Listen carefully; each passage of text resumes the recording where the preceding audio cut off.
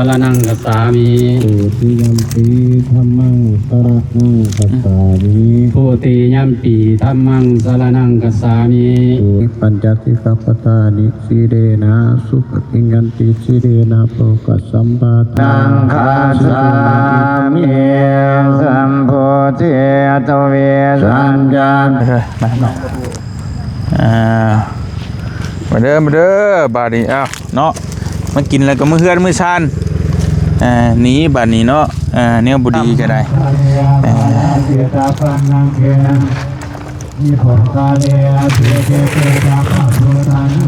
แม่ไปว่าใจตลอดกระนานเถิด สาธุสาธุ ว่าสำเร็จเด้อเนาะโอเค พี่น้องลูกมาก มาอยู่พี่เบิร์ดบานเลยกันเลยสิบ่ได้เชียวไอ้สิบ่ได้เข้าถ่าแต่งมันมาพี่เลยบ่เจ็บอยู่นี่เอ้ามารอบหน้านี่มาตะปากช่องนี่ลัดกับพี่เลยดินนี่ให้มันบ่เข้าถ่าแต่งเลย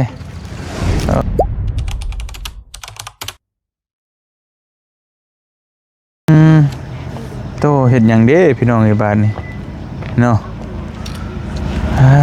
โตเอาทักทายสบายดีพ่อแม่พี่น้องเบิดสุขุทุกคนพี่น้องไงบ่ว่าสิอยู่ในและก็ต่างประเทศเนาะก็ยินดีต้อนรับเข้าสู่ช่องบ่เตียงทอง Channel คือเก่ามื้อนี้พูดเพิ่นเฮ็ดหยังเด้เฮ็ดหยังโอ้เฮ็ดหยังเด้บ้านคือมีผายบุญขอบบุญคุณหยังน้ำขาดน้ำเดี๋ยวรู้สึกว่ารถทำได้อยู่มั้งเนาะอยู่กลางโคตรนะแบบนี้เนาะศาสนาพุทธเนาะแม่ปะเท่านี่บ่เป็นยังอีกดินเงินต้องก็แล้วแต่บางคนนะเอาเฮงเอามาไม่ได้แต่บางคนมาปลูกเพื่อนนี่บ่สบายดีเด้อเนาะโธ่พี่น้องเลยโอ้ไม่เห็ดยังเนาะนี่โดยมาสูตรเราเพื่อนขึ้นไปสูตรพังเชาเฮือนบ่เฮือนไผเฮือนเบานุ่งเดือนใหม่อีกโอ้เสียกระตุกกระบุกเลยจะมาอยู่นี่มาขาไทยอยู่นี่โอ้ยอยู่นำกันนั่นแหละกับคักแล้วสันอะไรเอาแล้วเฮ็ดเฮือนอยู่นี่ก็สิมาขออยู่น้ำพี่แล้วมานอนเกะโอ้หมวยมาอยู่บ่นี่จะเอาเงินใส่ตัวนี้ขายกินขาดแซ่คุณครับโอ้ไม่เดือนนี่มันก็งามเลยเปิดมาพอได้มากินฟรี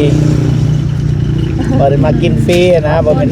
สบายดีเด้อไอ้เด้อสบายดีเด้อบ่นุ่งสบายดีเฮ็ดหยังนี่มันจะคู่มาหยังสวนบ่อ๋อนี่สวนกาแฟเจ้าบ่นี่บ่ดินแม่ไม่เท่าโดยข้อสื่อครับเพิ่นโอ้แม่จะยังมีดินบ่ก้อนเดียวปั่นให้แน่นี่ดินไผนี่ของเขานี่เอาเงินใส่บ้างใส่เลยร้านที่อยู่พวกนี้ใส่บัตรเดือนเก่าได้ไหมเดือนเก่าเบาหนุ่มเลยแม่อยู่ป่ะป้ามันอยู่นี่แหละแม่ยังอยู่ก็อยู่ใครยังช่วยโอ้มันจะเป็นเงินห้างมันต้องมีคนอยู่ทางแล้วน้องมันน้องเด้คือจักปีมันสิแล้วเพื่อนตัวนี้คือง่ายทางนี้ซื้อมีเงินกับป้าที่น้องเลยกาแฟได้ใส่บ่สิได้บ่บ่ได้ตัดดอกกาแฟในป้านี่ป้าไว้หน้าบ้านเลยโอ้คักน้องเฮ็ดในบ่ตุนเฮ็ดบ่เจ็บเฮ็ดคือกันเด้เฮ็ดได้บ่เจ็บอิจฉาเลยเฮ็ดอยู่ไสนี่ใช้เดินมีแล้วเดินจ้ะไปเฮ็ดแม่ใช่มึงเฮ็ดบ่ได้นี่น่ะบ่ไหวตัวนั้นทีมงานลาวใต้นี่คิดก่อนเบานุ่งเบาตูนก็มีเฮ็ดแล้วเบาเจ็บยืมเงินอ้ายก่อนซ้ำสื่อเศร้าขอ เบามื้อนี้โอ้แล้วสุดแล้วยืมเงินได้ก็ทำซื้อเซานี่นะได้บ่อ่ะ ฮะ ให้ยืมเงินเดือนเอามีเด้อ ได้ถ่ายมีจักต้นแหละชาว มันจะยังบ่ทันมี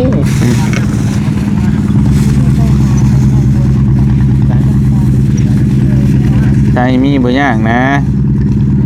จะถึงเลขนี่เฮ็ดให้เลยเพื่อน อันบ่มีก็ใส่สิ บ่ซื้อเลขอย่าให้คือ เชื่อง านบ่มีใบซื้อหรอกเอาน้องไปซื้อเอาตู้นี่เคยเป็น ถึก แม่ เคยถึกบ่ เป็นแม่ก็บ่เก่งลมละลาย เลิกแล้วแหละเพิ่น ตัวนี้จะ อันนี้ทีเบาอานุ่งเป็นน้องไอ้ที่เพิ่นสิมาปลูกเฮือนปลูกซ่านอยู่พี่เนาะอยู่บ้านห้วยดำ เพราะว่ามันดี อืม ถนนมันผ่านนี่ไปเพราะว่ายังบ่ทันมีภัยเนี่ยน้อยนักนะ อืมโอ้สร้างมีดินอยู่พี่เราก็เนาะธรรมดาเบานุ่งมีสวนกาแฟพร้อมพี่น้องนี่เนาะ บ่ได้ลักเก็บมันดอก อันนี้นี่สวนกาแฟเราจะฮอดใช้บุญโอ้อันนี้คือตามศาสนาพุทธเนาะเฮ็ดแบบนี้แหละเพิ่นสิเอาเนี่ยคู่มาสูตรเพื่อว่าเอาเว้าความเชื่อก็แบบให้มันดีนะไล่พูดผีปีศาจที่วันนี้มันบ่ดีอยู่ในนี่ซะตามเพิ่นมาพี่น้องเนาะอันนี้ตอนบ่นี่เพิ่นตอนบ่ บอกว่าตัดก่อนตัด อืม ตัดเลย นี่เข้าจงตัวนี้ อืมตัวกว้างเติบเนาะพอดีงามพี่น้องเลยดินดอนเพิ่นโธ่ ดีเลยนี่ พอดีงาม ที่เทือนตัวนี้พอดีเลย เดี๋ยวเพื่อนอยู่หันหลังบ้านอยู่ ตัวนี้นี่มาดันแล้วนี่ แต่ว่าดินอยากลายเนาะดินขี้หินอยากลาย ประมาณนี้ได้ ถ้าแบบนี้เบิดคัก แล้วนี่เบิดเลยบานเนาะ มันเป็นขี้หินประมาณจักปีนี่กาแฟใช่ไหมโอ้ย อันนี้ไม้ 4 ปีโอ้กลัวเลย6 5 เป็น10แล้วเพิ่นตัดจาน ตัดไว้ เห็นบ่ตอน อันนี้มันแตกใหม่ มัน7-8 ปี แต่ก็งามอยู่เนาะธรรมชาติก็งามอยู่พี่น้องเอ้ย 7-8 ปี อืม แต่วันนี้เขาตัดน่าจะเกิน10 ปีแล้วจ้ะ โอ้กุกยังเพื่นเอนกุกยัง กุกเต้านั่น แม่น กุกเต้ากุกเตา แม่นกบเต้า อืม ใครเห็นคลิปเบาตูนนะกระถือมันนั่นสีขาว กินแบบหวานก็ได้ อืม เขากินแบบหวาน กินแบบคมก็ได้ กินแบบคมแบบเมา อืม กินหลายกับเมา ไปมาไปไปตรงเลยโตเนาะโอ้ย่าเพิ่นมามัสการเด้อย่าเด้อโอ้โดย ทางโน้นน้ำกันคือที่ดีทั่ว โดยมัสการ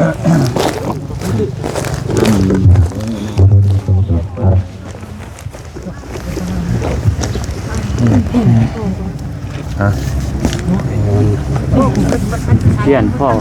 นะเอาใส่เครื่องมือ บ่เรือบ่เทียน อันนี้เขาซื้อมาจ้าตัวนั้นเนี่ยมันตัวของแถมอ่ะ ว่าบ่ได้ใส่ ไว้เอาตัวเดียวก็ได้พี่หันพี่นี่ฮะ ตัว ตัวนั้น เขา เขา จะ เป็นปีกเลยเนาะ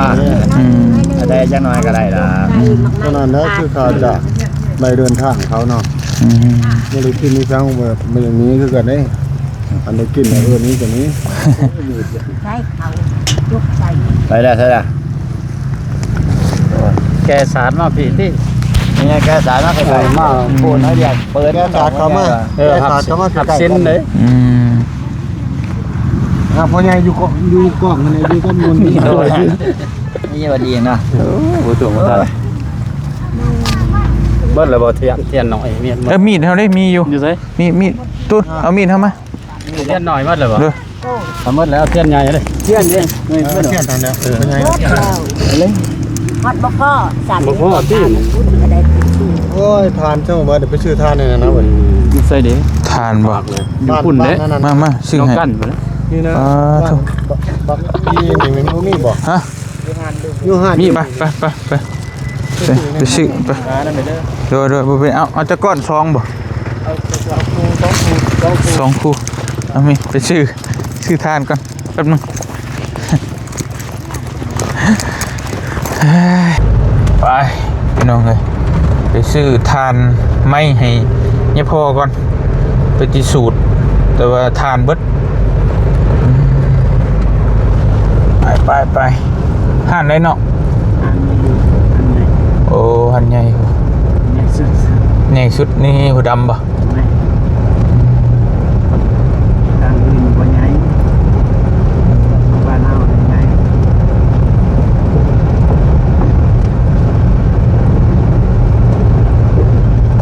โอ้ห่านนี่ขายดีเนาะห่านนี่เนาะ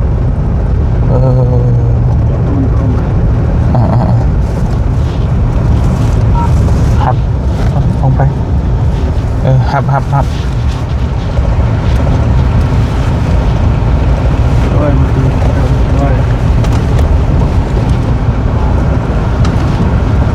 น้ำมันกับเทียน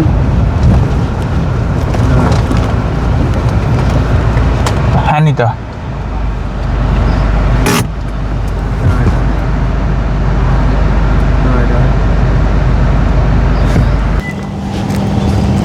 อยู่นี่บ่มีทานนี่บ่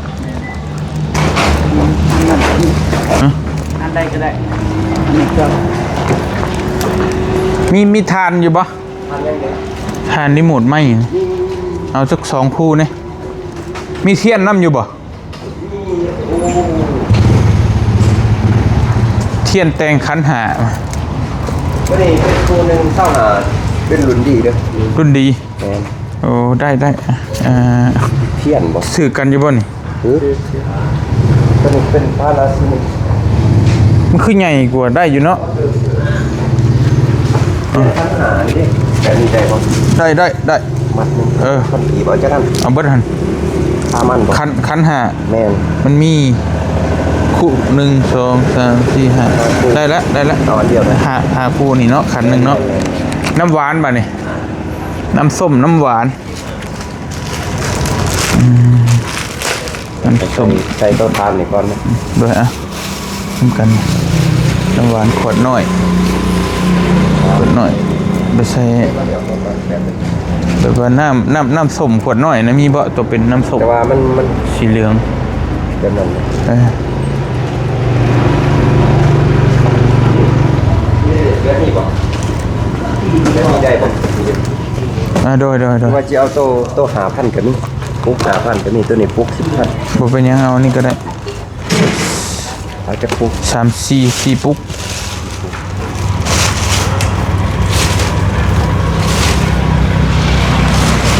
โอ้ยชิเด้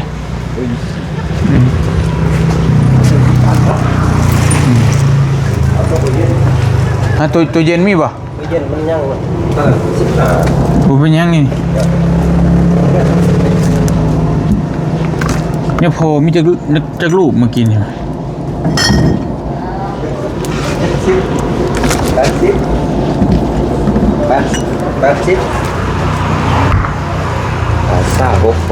ครบ ตุก90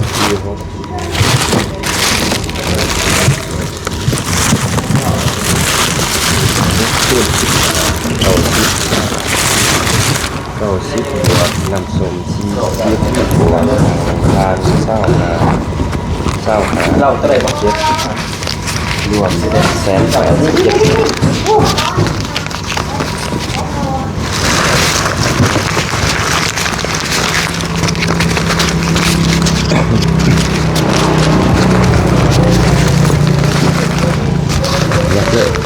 จะมันหลุด200,000ต่อเดือนเหลือ13,000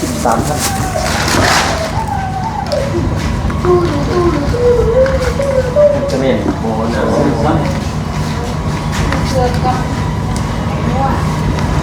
อบใจหลาย เจ๊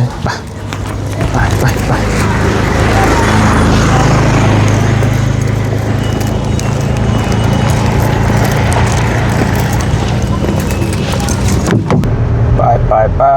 พี่น้องซื้อน้ำกับเทียนไปให้เพิ่นมาสูดดินกับนี่แหละอยู่บ้านเฮาก็คือกันตามความเชื่อศาสนาพุทธมาสูดให้อยู่ดีมีแห้ง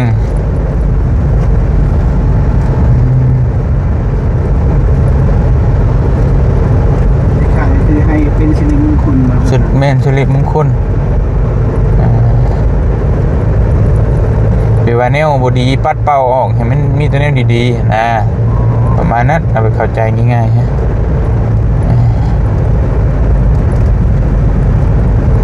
คือในหนังนั่นแหละเนาะพูดผีปีศาจกับญาติครูบาผู้มีศีลมีธรรม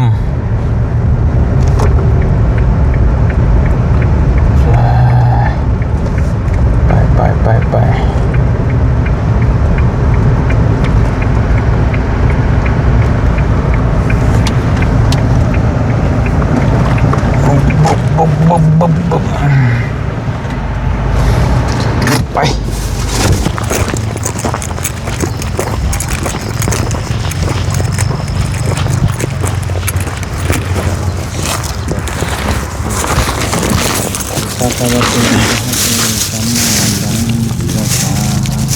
สาธุนะโมตัสสะภะคะวะโตอะระหะโตสัมมาสัมพุทธัสสะนะโมตัสสะภะคะวะโตอะระหะโตสัมมาสัมพุทธัสสะนะโมตัสสะภะคะวะโตอะระหะโตสัมมาสัมพุทธัสสะ เต้งกัน พุท เต้งกั ธั น งสรณังกัจฉามิ เรื่อยแหละ ธัมมังสรณังกัจฉามิสังฆังสรณังกัจฉามิ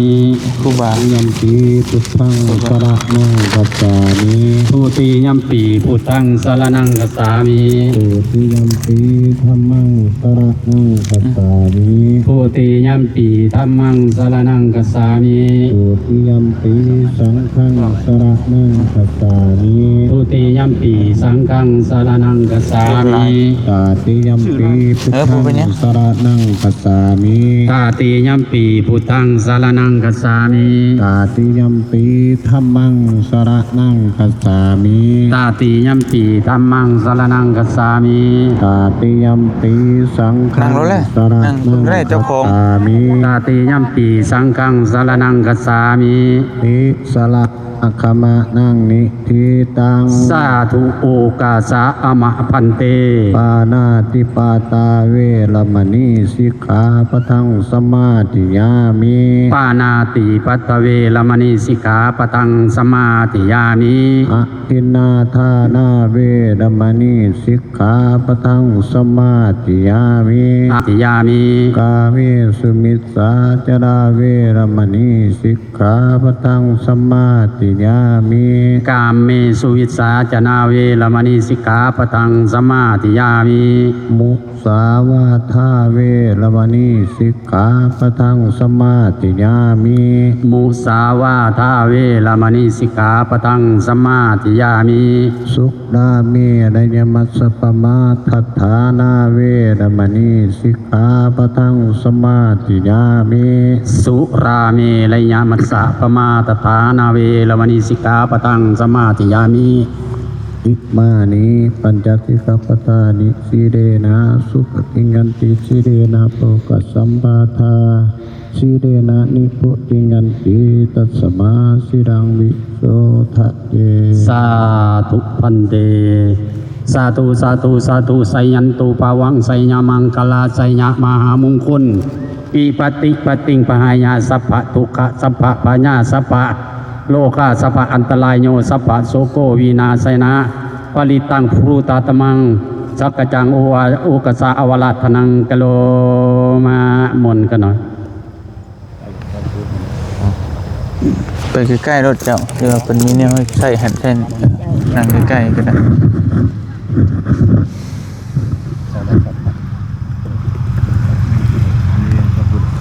เขาจูดถูกได้เลยใส่ในเรื่องจะเอาเทียนมาสันเทียนมาสันแดงเนี่ยได้เรื่อง แกะเหี่ยนเขา ยังยาวนะ ได้ลูก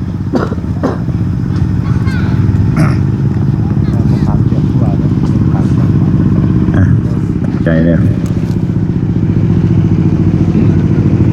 นะโมตัสสะภะคะวะโตอะระหะโตสัมมาสัมพุทธัสสะนะโมตัสสะภะคะวะโตอะระหะโตสัมมาสัมพุทธัสสะนะโมตัสสะภะคะวะโตอะระหะโตสัมมาสัมพุทธัสสะพุทธังสรณังคัจฉามิธัมมังสรณังคัจฉามิสังฆังสรณังคัจฉามิตุติยามปิพุทธังสรณังคัจฉามิตุติยามปิธัมมังสรณังคัจฉามิตุติยามปิสังฆังสรณังคัจฉามิตติยามปิพุทธังสรณังคัจฉามิตติยามปิธัมมังคัจฉามิตติยามปิสังฆังสรณังคัจฉามิสัมโพธิตเวสัญญาตวาสสัญญาสหัสเกียปัญญาสตาสหัสานินามามิสิรสาหังเดียสังกัมมันจาสังกันดาจเดียนามามิหังนมกานานุภาเวนะอันตวาสะเปียวปันตเวอเนกันทายาปิวินาสันตุอาเสียสัตตุสัมพุทธิปัญญาปัญญาสัญญาจตุเยสติสหัสเกียทาสะสตาสหัสานินามามิสิรสาหังเตียสังกัมมันจาสังกันญาทะเรียนามามิหังนมการานุภาเวนะอันตวาสะเปียวปันทเวอเนกันตรายาปิวินาสันตุอาเทียสัตตุสัมพุทเทนะโวตระสเตียอาจาตาเรียสาสหัสเกียมิสติสตาสหัสานินามามิสิรสาหันเตียสังกัมมันจาสังกันญาจเดียนามามิหังนมการานุภาเวนะอันตวาสะเปียวปันตเวอเนกันตรายาปิวินาสันตุอาเสียสันตุนะโมอะระหะโตสัมมาสัมพุทธัสสะมะเยสิโนนะโมอุตตมังธัมมังสัสสวากาตัสเสวะเทนิตานะโมมหาสังฆัสสะเพียวิสวะทัสเสระเทเทโนนะโมหัวมาตายานาทัสสะรัตนาตยาสะสะทุกังนะโมหัวมาการเนตัสสะทัสสะวะตัวตยาสะเพียนะโมกาลาภปะเมียนะบิกาสันตุอุปาทวานะโมกาดานุปาเวียนะสวัสดิวันตัวสัพพะทานะโมกาลาสันติเทียนะมิเตียมิโหมิเตียสาวาปณิทาวาพุทธารัตนังโอสัทังโอตมังวะลังมิตังเทวมนุสนังพุทธเทนะสุตินานาสันโตภัทวาสัพเพทุขาอุปัสสมิตัญญาสัพพะโลกัสสมิมานะสัมปะปะยิอาปานิมานังอุตังอะโตจติริยันจาสัมปะตังอวิรังอาสัพพะตันติตัญญาลังนิสิโนวาสายโนวาญาวาตัสสะวิกัตมิโตเอตังสติงอาทิตายะภูมามิตังวิหารังอิตามาอุติเทนจานุปะคัมมะจิรวัตสะเนนะสัมปันโนกาเมสุเวียนายะเกตังนายิสัตุกัปปะเสวังปุราริเอติติ เอากระทุ่งไปปลาไปอยู่หันแก่หนึงอยู่หันผู้แก่ชี้แก่นะ ชี้แจมา เอาไปส่งเพิ่นอย่างไรแห้งนะเนาะก็เพิ่นจะกินแต่เพิ่นกระเมื่อเนาะตอนนี้บาดนี้เป็นของลูกเต่าของพระสงฆ์นะกินดอนตอนหญ้าแบ่งมันปันส่วนกันอยู่นะ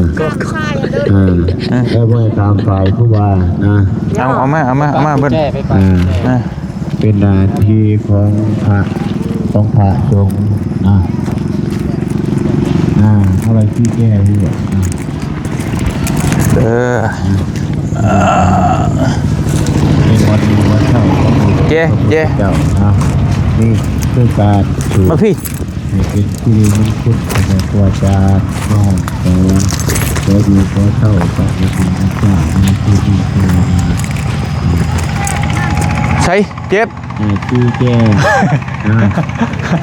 อย่ามันจับกระยาดอก ดีเลยเตรียมไว้เตรียมกับไฟไว้ มีกระไฟเพิ่ม เอา มามาเด้อบาดนี้อ้าวเนาะมากินแล้วก็มื้อเฮือนมื้อชานหนีบาดนี้เนาะแนวบ่ดีก็ได้เจ้าของเพิ่นสิมาอยู่แล้วบาดบ่าวนุ่งสะแนว ให้ดินเนี่ย คักบ่ ติดทางเลย คักเปิดนั่นแหละเนาะ เปิดงานใกล้เครื่องโอเค เสาพื้นเสาไฟอยู่นี่ ง่าย โปะเสะเลยเดี๋ยวเลือกงามพี่น้องเลยเนาะ โอเค โธ่ เบิดเรื่องความงามมันจะเอารถมาดัน ตัวนี้ก็คือมาสบาย ได้บ่สำเนียงเขาเคยดันได้อยู่แล้วเนาะ อยู่ บ่ดันก็ได้เอาหินนี่ก็เอาเลยทมดันลางเลย มันเริ่มเบอร์831 138นะ ฮะเพิ่นให้เลขบ่ เลข 83138 831 138นะ 8338 ผู้ไรบางที่มีโศกมีใส่เนาะมาเห็ด ได้เลยเนาะ บัตร ว้าวอะไรก็จะ บัตรกูว่าออกเลยจะเอาไปจับกันไว้เนาะ โดย หอบ แต่ ว่า ให้มันสูงบ่ให้ดิดได้3 คืนให้ดิด3 คืนจะให้มันขาดเอาขึ้นไปสูงๆยันงอขาด มาเฝ้าม านอนเผาบ่นุ่ง บ่ มะพร้าวได้เกี่ยวชุ่ม หันหลังเดียว เยี่ยมมันขาดเด้ บ่หยอกแล้วตายแล้วลูกยังน้อยอยู่ ไม่เห็นมันขาดแสดงว่าโม่หน่อยบ่อยากคนไหนดอก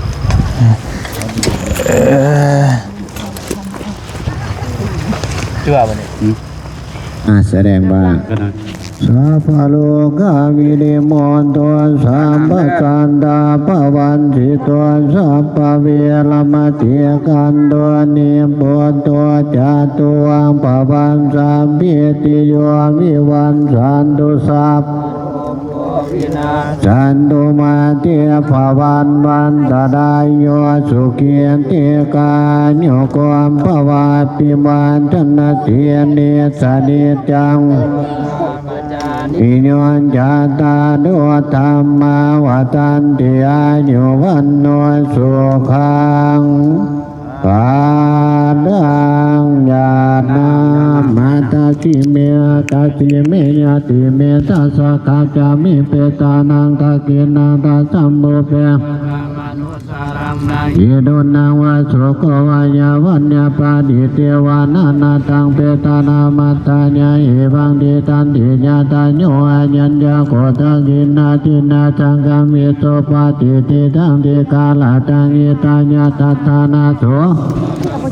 โสยติตัมโมจังยังนิทัสสิโตเปตานาวุสะจักตาอุนนันนาปานันจาภิโกนังวานุปาตินังสุตังอานัมปากันเตียตุกปัตตจานิตุกปัญญปัตตจานิปัญญสุกปัตตจานิสุกวันโตสัพเพปิปานิโนเอตาวาตจาเมตัมบาทังบุญยังสัมปะทังตุมวันทันตุอาจปือดุอาชิตพุทธมนต์นะ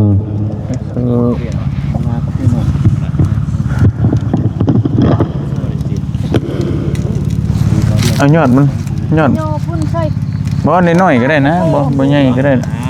เอาธรรมดาก็ได้สิได้กาแฟ ใบอันนั้นใบคู่ก็ได้ ป้าเบิดยอดเรียบร้อย นั่นก็ได้ ชิเบิดไปโลนึง อาจจะคือ โล ผู้ นึ จั ง ดการย่อไป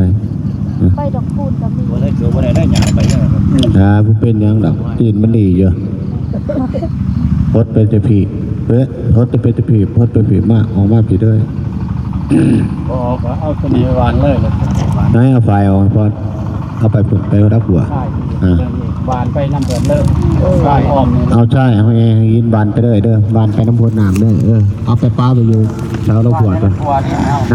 เอานั่นทั้งดังเนี่ยก็ไปทั้งดังก่อนเอาไปอยู่หันก่อนเนาะบัดคู่ว่า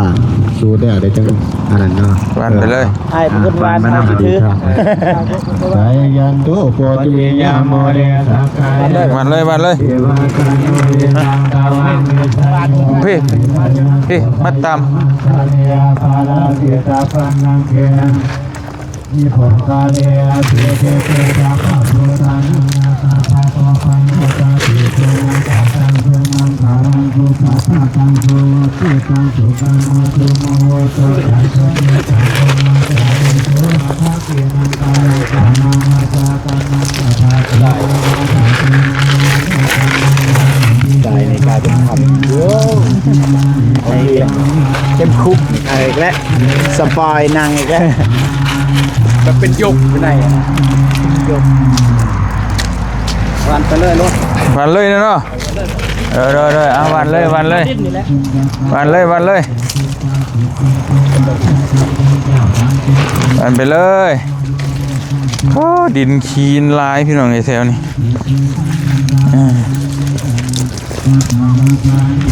รถมาดุดกับจักรพลชิดุดดูบ่เนาะเห็นมาจกมาหินเพิ่น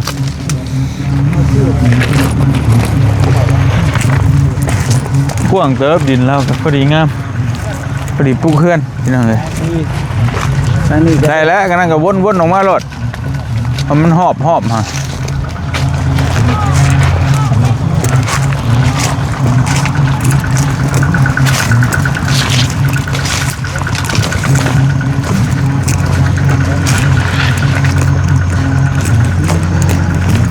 ซีเจคักกิลีพี่น้อง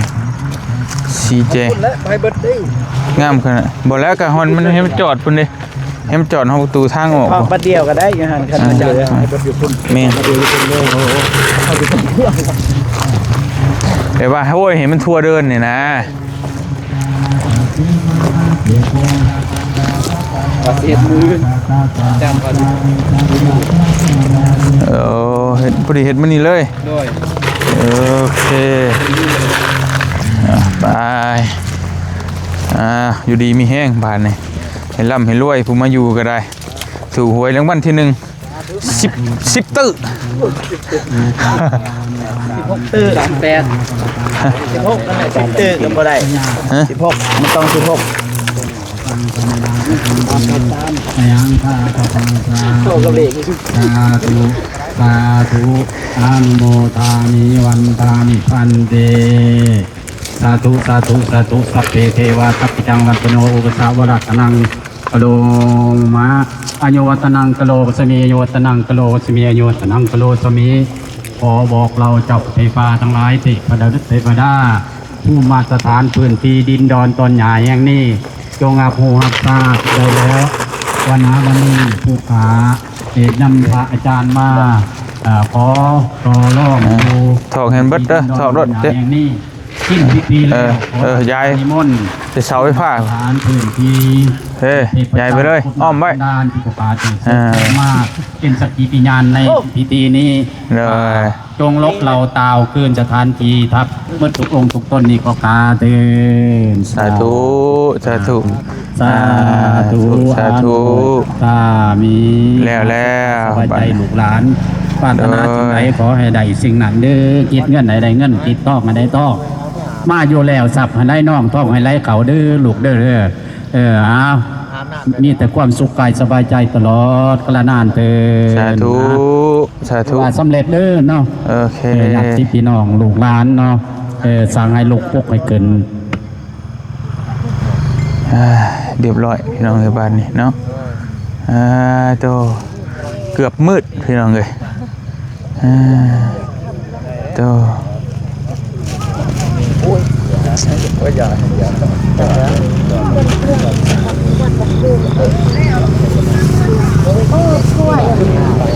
ยกระซ่า ข้าวเละ60 ว้าน้องเอว่ามันตากน้ำหมอกเอว่าก็นอนที่ลึกเลย นอนเวลานี่แบบตอนดึกตื่น แม่มันก็เป็นแฟนเพลงเลย เอาลุกๆไรลุกเก็บชาติบาทนี่เมื่อคำเดา เมื่อได้ โอเคเก็บเมื่อแบบเนี้ยไป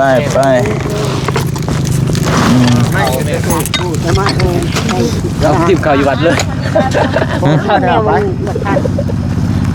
เป็นยังดอกจะใส่ก็ได้แหละแล้วหิดแล้วคล้อง แน่มันแน่ โอ้เด้อ ขั้นห้านะไว้เลยบ่ขั้นห้า เพื่อนได้เอา ฮะ ครูบาอาจารย์เพิ่น บ้า ให้ครูบาใช่ กระวัดกระดาษวัดเจ้าก ระดาษวัดได้ทุ่งให้เรา โอ้ใช่ไม่ได้เอามาไป ไม่เอาไปแล้ว ไปแล้วเอาลำโพงไปเมื่อนำ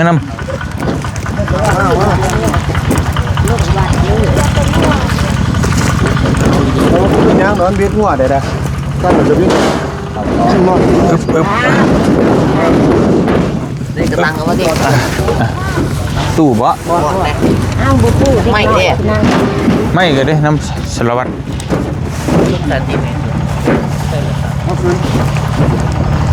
คุณใช้พวกเหย้าคุณก็ได้ใช้พวกเหย้ามันจะสูงใส่สำนีก็ได้บ่มันถึงสูง แม่มันจะชีวิตหัวชีวิตนั่นน่ะมันจะหมายมีหัวผ่านทำอะไรนะ ขึ้นเลย แค่ขั้น ขึ้นเลย คูแค่ขั้นน้อยคูขึ้นเลย ไปเลยไปครูให้มันขึ้นสูงๆด้วย จบก่อนเรียบร้อยไป โดยนิมนต์ขึ้นรถเด้อเนี่ยโดยอึบเด้อ เคนนั่นดิเคน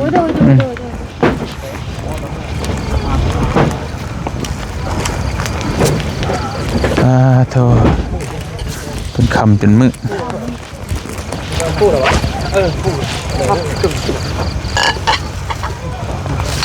เยี่ยมรถแท็กเตอร์ ดุดได้บ่บ่ได้จีเขากูชิบก้าดุดที่ยันมันบาน คอยดุดเลยดุด ฮะ ปอดดุดไป บ่ได้แล้ว ผมเลยเนี่ยแม่ให้มันตัวนี้สูงแห่งดีสูงทนายแห่งดี มาอยู่พี่เบิร์ดบานเลยกันเลย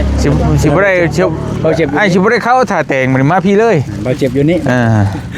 เอ้ามารอบหน้านี่มาแต่ปากช่องนี่ลัดกับพี่เลย ดินนี่ให้มัน บ่ ได้ เข้าถ่าแต่งเลยเอาดีใจนำเด้อให้อยู่ดีมีแห้งบาดนี่เนาะให้มีแต่สิ่งดีๆเข้ามาในครอบในครัว ใจน้ำ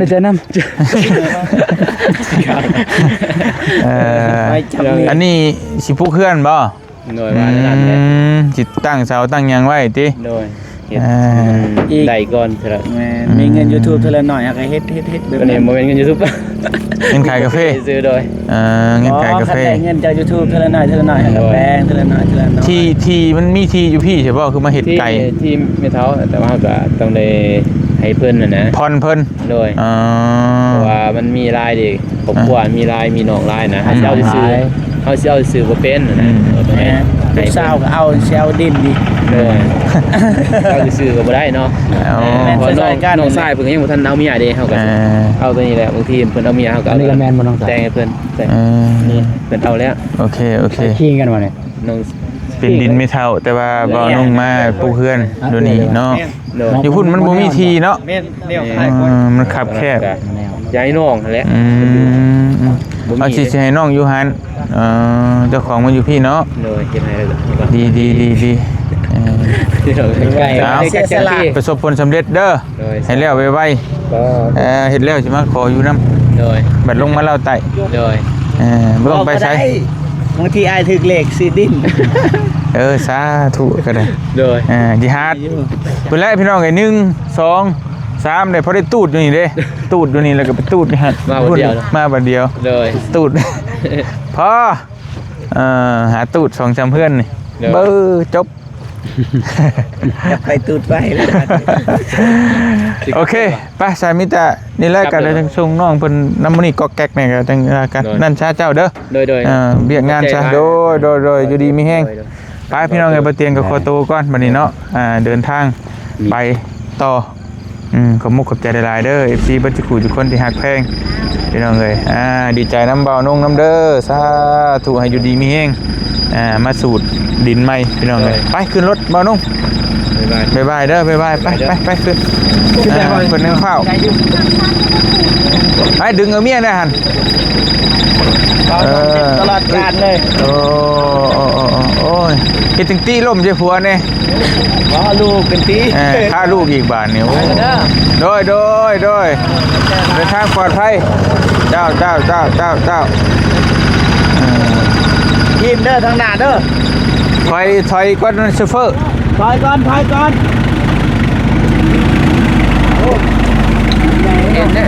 ใหญ่เติบแตกอยู่แล้วฮะ เปิดก็ไม่ได้ยาก ได้แล้วไปเลยโอเคบาย บ๊ายบาย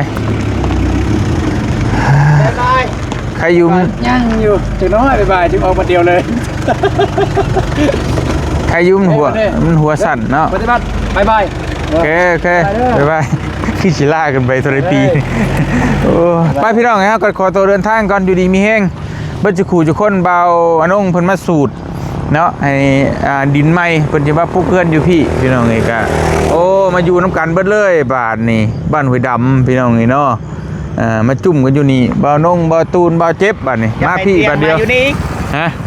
เอ้าบ่ให้อยู่สวรรค์ได้บ่ อยู่นี่ ยินว่าจมมาอยู่สวรรค์เปลืองไฟ มันฮ้อน เย็นอยู่นี่ธรรมชาติเย็น อยู่นี่บุเสียค่าไฟหลายเนาะถึงเลขก่อนสิมาซื้อที่ไว้จักแปลง บ่ซื้อเลขได้ดึงเลข พัดลมใหญ่อยู่จึง บ่ฮอดพี่เนาะ บ่แม่ โอเคพี่น้องเอ้ยไปเฮากับเดินทางต่อมันค่ำมืดเลยพี่น้องเอ้ยเพิ่นก็เดี๋ยวมื้อเพิ่นตั้งเสาตั้งหยังก็สิมาถ่ายพี่น้องเบิ่งเนาะโอ้ดีใจนํพี่น้องเอ้ยแต่ละคนก็กำลังตั้งโตสร้างโตขึ้นกำลังเป็นวัยรุ่นสร้างโตอยู่พี่น้องให้ประสบผลสำเร็จเบิดสุขทุกคนเด้อพี่น้องให้ได้เฮือนได้ซ่านอยู่ให้ได้รถขี่งามๆเนาะสาธุเบิดสุขทุกคนไปสำหรับมื้อนี้ไปก่อนบ๊ายบายค่ำแล้ว